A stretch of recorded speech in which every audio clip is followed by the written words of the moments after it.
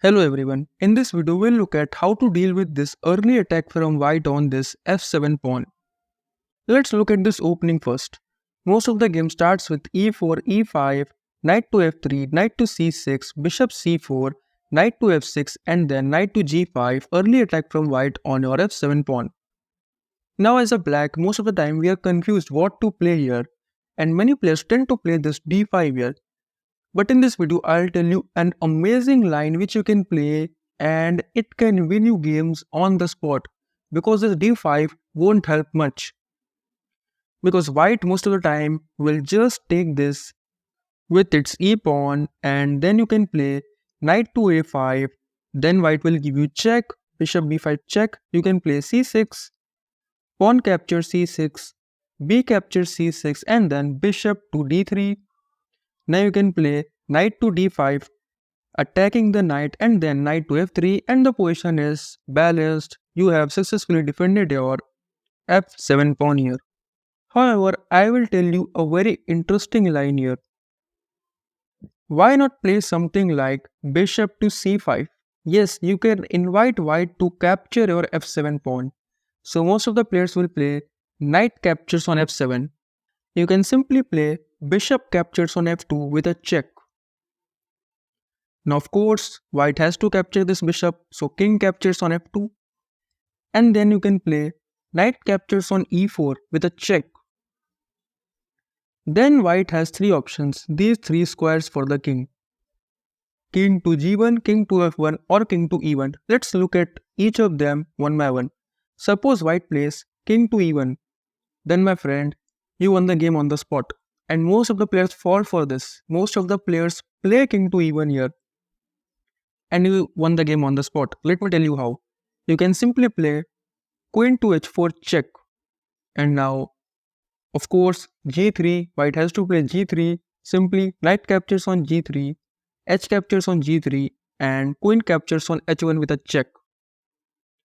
And you won the rook and the game itself. Now what if white play king to f1 instead of king to e1? Then also you are better here. You can simply play queen to h4, knight, and if white play here something like knight captures on h8, then it's a checkmate here. So white cannot capture this rook. Now what white can play here?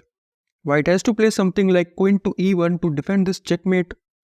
Then you can play knight to g3 check, queen captures on g3, and now queen captures on c4 with a check, king to e1, queen e4 again with a check, queen to e3, and then queen captures on e3 with a check, d captures on e3, and then king captures on f7. So now look at this position, still better for you. Look at white's pieces here. They are not developed and your pieces are completely developed except this bishop. So this position is better for you. Now let's look at another variation. What if white plays king to g1 here? You have to play simply queen to h4. This is a mandatory move. And again we are threatening checkmate here. So white has to play something like g3, knight captures on g3, h captures on g3 and now queen captures on g3 with a check. King to f1, rook to f8 now. Yes, and now what white can play? Something like knight to c3 and then you can simply play this move d5 and if bishop captures on d5 then simply bishop to h3 with a check. Rook captures on h3 the only move, otherwise white loses this game.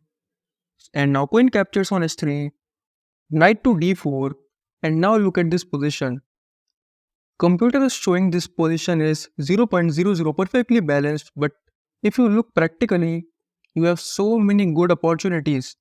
Your rook is on the open file, the opponent's king is wide open, and look at your knight on a very active square and your queen just in front of the white's king.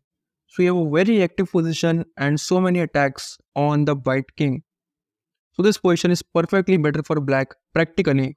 So that's how you can play bishop to c5 in this position, and if white plays knight captures on f7, then my friend you can just trap white in some nasty tactics. Now what if white plays something like bishop captures on f7 with a check? This is also possible here. You can play something like king to e7, and then now white has to retreat, because if it fails to retreat, suppose it plays something like knight to c3, you can simply play h6, and now white has to move its knight, and if it tries to move its knight, you can simply take the bishop. So that's why white won't gain much here by capturing your pawn on f7. So thanks for watching everyone. Do like and subscribe for such amazing content.